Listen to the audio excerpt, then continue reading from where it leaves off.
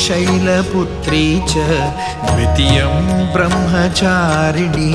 तृतीयं चन्द्रघण्टेति कूष्माण्डेति चतुर्थकं पञ्चमं स्कन्दमातेति षष्ठं कात्यायनीति च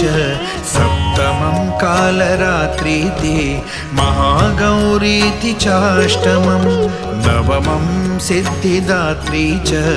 नवदुर्गाः प्रकीर्तिता उक्तान्येतानि नामानि ब्रह्माणैव महात्मना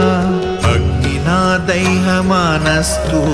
शत्रुमध्ये गतो रणे विषमे दुर्गमे चैव भयार्ताः शरणं गताः